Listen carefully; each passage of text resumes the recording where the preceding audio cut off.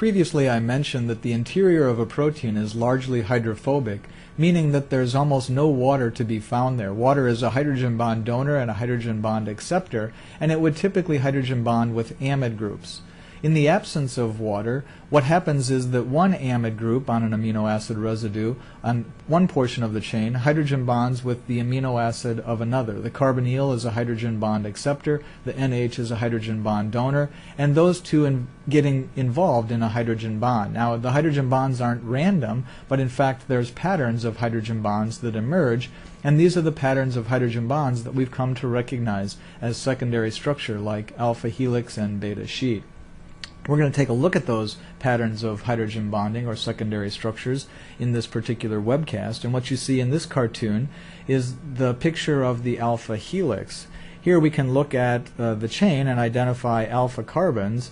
When we spot an alpha carbon, we can look to the atom on the left. In this case, we see it's an NH, and an atom on the right, it's the carbonyl. And so we note that the chain propagates in the direction N to C along the pathway where the helix spirals upward.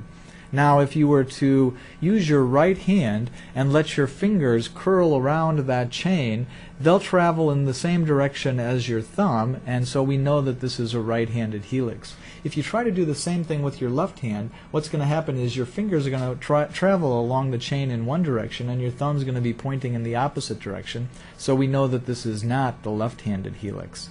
Now, by adjustments in phi and psi, remember that the amide carbon-nitrogen bond is rigid and planar and fixed, but adjustments of phi and psi allow us to position the carbonyl on one residue adjacent to or directly below the NH of a residue that's 4 residues away.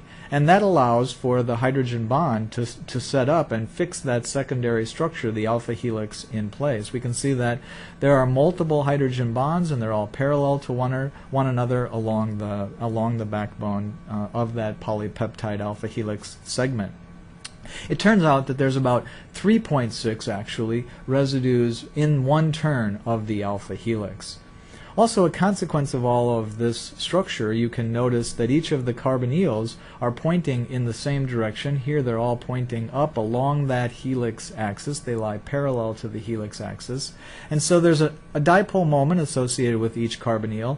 They all add together in the same way, and so that you can see that overall there's going to be a very large dipole moment that is going to travel parallel to the helix axis, and it's going to run from the N to the C direction.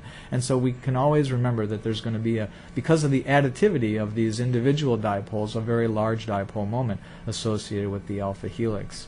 I've made some models. You can try to make some models yourself, but what you'll notice is some of the hydrogen bonding interactions along the chain. So the adjacency of the NH and the carbonyl, as you can see here, allow for the hydrogen bond. And now if we spin this around, you can see different orientations of this. You can see different orientations that show that hydrogen bonding, and now you can imagine multiple hydrogen bondings that would help rigidify that structure. We can also look at what's more or less the typical cartoon representation of the alpha helix, and I've now shown you where the side chains are projecting, and so we see multiple side chains coming, basically radiating outward from that alpha helix. And so you can pick up, for example, there's lysine, and there's an arginine, there's a cysteine, there's probably an aspartate or a glutamate, and there's a leucine group. So you can see an alanine and a methionine. There's all kinds of side chains, and they basically radiate outward from the center of that alpha helix axis. In other words, the alpha helix provides this rigid scaffold which projects the side chains orienting outward radially from that structure. The second type of secondary structure or hydrogen bonding pattern that emerges is that of the beta sheet that's shown here. And if we just look at some strands that are lying adjacent to one another, we again pick out the alpha helix. We pick out the alpha carbon. We notice that the nitrogen is on the top, the carbonyl is on the bottom, and so we see that this chain runs from the top to the bottom in the N to C direction. The adjacent chain, there's the alpha carbon, has its nitrogen on the bottom and its carbonyl on the top, and so this chain is running in the opposite direction. Now, I've positioned these chains in opposite directions, and they're basically going to be forming what's the antiparallel beta sheet. And the hydrogen bond pattern that emerges is between strands of these parallel lying adjacent polypeptide segments. So the strands and the hydrogen bonding pattern that emerges is shown here. You can see the blue lines represent the hydrogen bond donor to acceptor orientation, and that they're lining up, and that as a consequence of all of this, what we end up with is a segment or a region of a sheet-like structure where there is largely planar, although you're going to see that these really in three-dimensional space actually have quite a bit of twist to them, but over a fairly large region they're going to be essentially a planar kind of orientation structure. On the right-hand side, I've placed the strands in slightly different forms. So there's the alpha carbon, and we see that the nitrogen and carbonyl run that direction. And here's another unit where you can see the nitrogen and the carbonyl are also running in the same direction. These would be making up the parallel beta sheets, and their hydrogen bonding pattern is just going to be slightly different.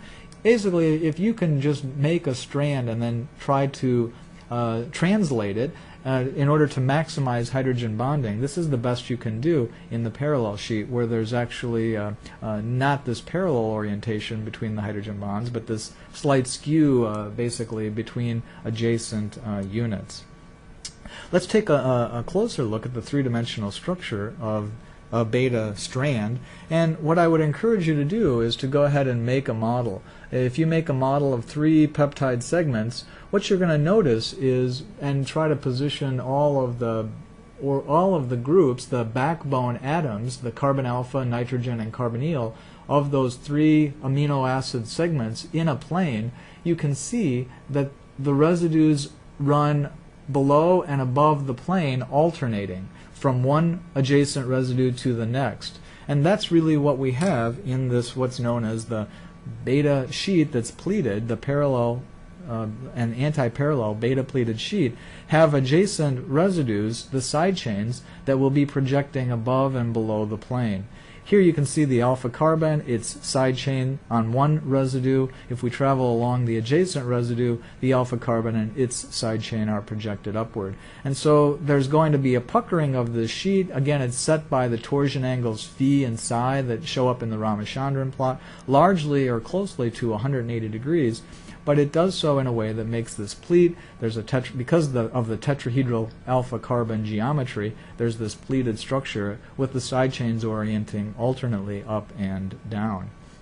Now, in the case, there's a three-dimensional structure of it. You can see that the adjacent strands have the hydrogen bonding between them, and if we look at and stop this movie right on its side, you can see the pleat in the sheet, and now you can see that the amino acids on adjacent units are above and below the plane of that sheet. And finally, I have for you what's known as the beta turn. The beta turn is going to have 3 segments, and so starting with residue at the alpha carbon, which we'll call segment I, then I plus 1, I plus 2, and I plus 3 is here. It's the amino group of the I plus 3 that hydrogen bonds with the carbonyl of the residue I, and there's, by adjusting phi and psi around each of those adjacent segments, it's possible for that beta turn to set up the anti-parallel beta pleated sheet. So we're going to have an N direction, we'll have a C direction, and by making this turn, we're going to be able to get adjacent strands to run anti-parallel to one another. That's known as the beta turn.